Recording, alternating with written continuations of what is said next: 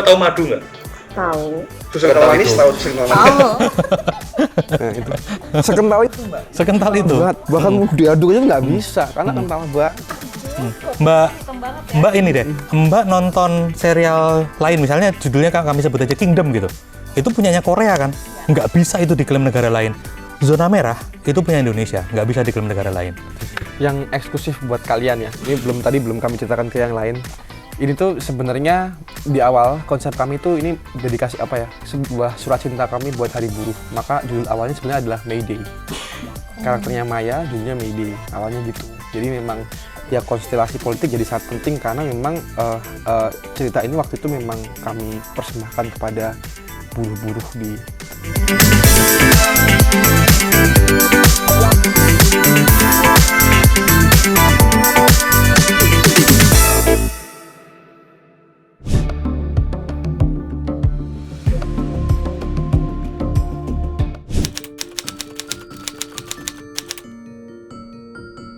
Kenapa kami memilih untuk membuat series tentang zombie di Indonesia?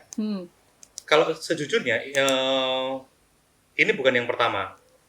Bukan yang pertama buat kami juga, mungkin juga bukan yang pertama buat penonton Indonesia gitu. Kami pernah membuat serial berjudul Hitam.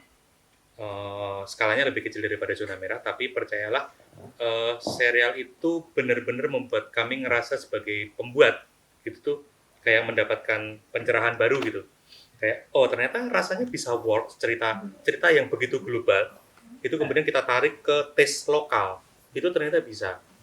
Lalu pertanyaan, begitu di Zona Merah, mungkin nggak sih skalanya kita gedein, tapi dengan premis yang sama, yaitu cerita yang begitu global, kemudian kita tarik dengan taste yang amat sangat lokal. Bagaimana caranya menarik taste yang amat sangat lokal ini? Ya berarti settingnya, orangnya, jenis penyakitnya, jenis persebarannya, siapa yang kena impact-nya gitu-gitu. Lalu kemudian cerita itu kami kembangkan bersama Penakawan yang dimana saya dan Tata ada di dalamnya bersama dua orang teman kami yang lain gitu. Kemudian Gayung bersambut ketemu dengan teman-teman screenplay, Pak Wiki sama teman-teman video gitu. Ceritanya mulai berkembang, kolaborasinya mulai jadi nih berkembang gitu. Kemudian kenapa kemudian ini jadi penting gitu, penting untuk cerita ini dibuat gitu, karena rasa-rasanya horor subgenre bernama mayat hidup ini mainannya nggak banyak di Indonesia. Lalu kemudian karena kami punya term and condition yang melokalkan ini jadi cerita yang menurut kami bisa diterima di masyarakat Indonesia yang sudah kami coba di Hitam, itu jadilah ini begitu.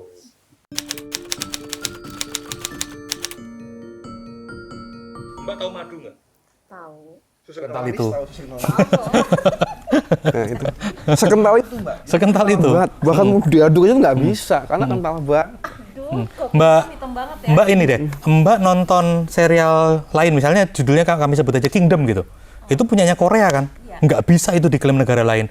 Zona merah itu punya Indonesia, nggak bisa diklaim negara lain. Nah, sekental itu, bahkan seluruh environment-nya, seluruh hal-hal yang terjadi dari properti sampai bahasa, dari kostum sampai jenis visual, itu tuh punya Indonesia. Jadi bahkan kalau bahasanya ditranslate itu nggak mungkin jadi milik negara lain gitu. Nah itu sih, itu yang kami sebut dengan kelokalan itu gitu. Nah premisnya gitu, tapi kemudian kan banyak hal-hal yang mendukung itu kan, kayak lokasi kejadian, kayak bagaimana masyarakatnya bersikap, itu yang kemudian membuatnya jadi makin tebal kelokalannya.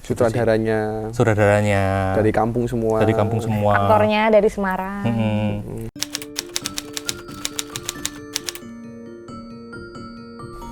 Itu soal kesepakatan dalam ini aja, dalam kultur masyarakat daerah aja sebenarnya gitu. Artinya memang dari awal kita pengen mencoba untuk menciptakan sesuatu yang oke, kita punya term zombie, tapi bagaimana kemudian kita bisa membuat ini jadi sesuatu yang kita percaya dan terjadi di Indonesia, di daerah gitu.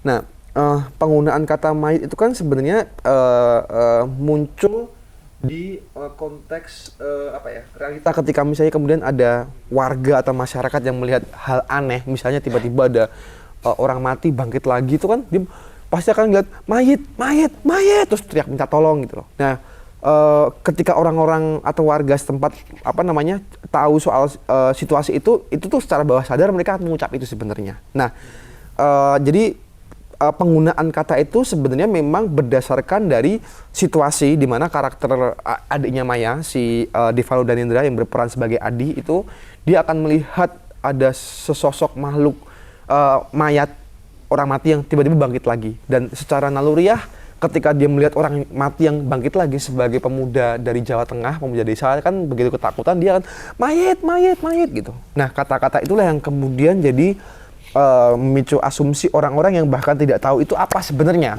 ketika kemudian mau disebut dengan satu istilah gitu. Akhirnya ya mereka ya jadi kayak mayit ini menjadi bahasa verbal bagi mereka untuk mengenali orang-orang yang terinfeksi ini gitu.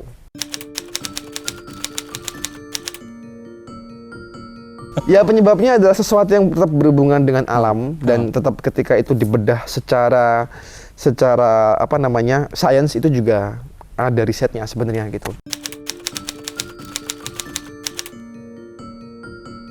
Sungguh jadi pengalaman yang baru yang luar biasa sih, karena menurutku ini bisa jadi perjalanan karirku juga yang bagus, nambah gitu portofolionya. Aku nih punya series yang fresh, yang hyperlokal, dan seriesnya kualitasnya bagus, yang ngedirect Mas Atta dan Mas Fajar gitu.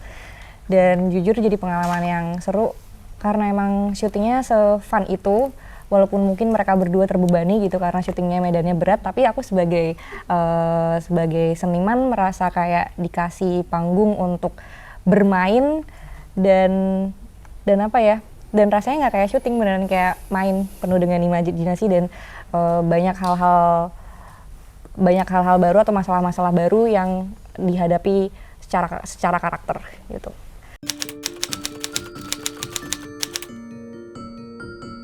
Mungkin kalau misalkan fisik ya udahlah ya kayak bisa gitu ketakar gitu, mau syuting lari-lari kayak gimana, mau dikejar-kejar mayat kayak gimana ketakar gitu. Tapi ada satu yang bikin aku deg-degan gitu, kalau di sini tuh Maya tuh karakternya adalah seorang kakak gitu, dan menurutku nggak mudah untuk jadi karakter untuk jadi seorang kakak, karena aku nggak pernah punya gambarannya karena di sini aku anak tunggal gitu. Yang kedua juga di sini dia seorang buruh,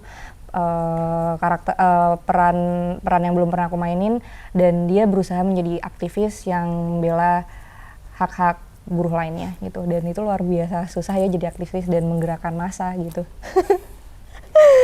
Something new juga ya berarti. Iya gitu, kayak aku nggak mau deh kayak jadi aktivis, susah gitu. Dan itu syuting hari pertamanya langsung kayak demo. Iya, demo 4 hari pertama tuh. Mungkin buat teman-teman juga gimana Mas? Syutingnya kayak enteng, asik enteng. Oh, enteng ya gitu. Ekstrasnya juga banyak gitu, terus kayak mayatnya juga banyak. Wah, luar biasa.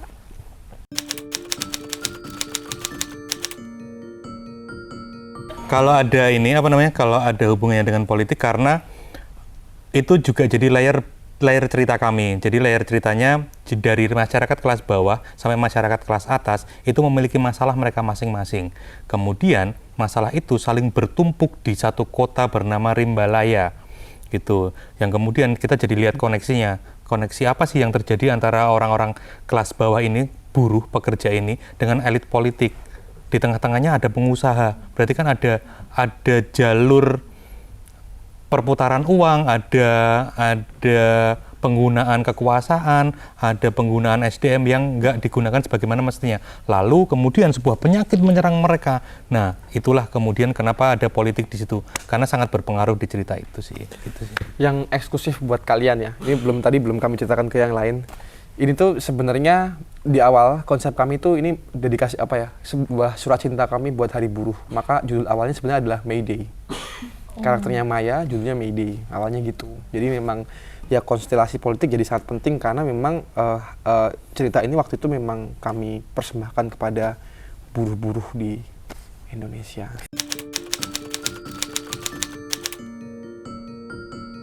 Yang sangat luar biasa dan mengerahkan begitu banyak imajinasi tuh ketika mayatnya outbreak di mana namanya, di kota sih. Itu bener-bener chaos dan rasanya kayak beneran antara hidup dan mati gitu. Aku ngerasain pengalaman itu gitu. Yang kedua kayak aku baru lagi kayak ada dialog gitu yang lucu gitu ya, lagi diskusi gitu sama adikku, terus tiba-tiba berdialognya sambil makan duren. Itu kan kayak hilarious banget gitu, kayak ada ya di series gitu sambil makan duren gitu. Saking lokalnya ya. Saking lokalnya. Dan di situ aku kayak nggak bisa bedain kapan aku harus ngunyah, kapan aku harus berdialog, karena aku sesuka itu sama duren. Kalau dari Mas Tata sama Mas Fajar sendiri mungkin ada yang mau di-share? Soal pengalaman. Hal yang unik lah atau berbeda atau harus ekstra perhatian, ekstra effort di series Zona Merah ini. Hal yang ekstra itu ya mungkin pada saat kami ada satu scene ketika adiknya dia dikejar-kejar sama mayit gitu kan, terus habis itu kita selesai syuting di situ, terus kita pindah ke lokasi kan ada ekstra mayit ya yang pada make up gitu, terus beberapa dari mereka ketinggalan mobil jemputan, terus mereka harus berjalan di pinggir jalan terus masih pakai make up. Horor berlebihan. Iya, terus mereka jalan santai gitu, terus kan orang lihat mereka kayak gimana ya mbak ya. Itu pengalaman. Kayak habis ngapain dan diapain sih gitu. Gitu. Oke, Mas Fajar ada yang mau ditambahin mungkin? Kalau pengalaman unik banyak yang unik, tapi yang bikin saya ingat itu salah satunya para mayit ini ada beberapa mayit itu, kemudian mereka terengah-engah gitu minta istirahat sebentar gitu. Terus kita kasih minum, kita kasih oksigen gitu-gitu, terus saya bertanya-tanya ke mereka, kenapa sih kok sampai capek gitu? Emang kan kalian cuma mangap doang sama mau ngejar gitu, kenapa sih capek banget? Mas, ini tuh menggunakan seluruh otot di mulut dan muka untuk gitu, dan itu terus-terusan gitu. Oh, capek ya? Capek mas. Oh, ya, kita istirahat kita, karena ngeri banget kan mereka lagi kostum, lagi pakai makeup gitu, terus marah sama kamu gitu kan. Capek. Oh iya ya, oke. Gitu. Digas. Sesuatu yang beda banget. Beda.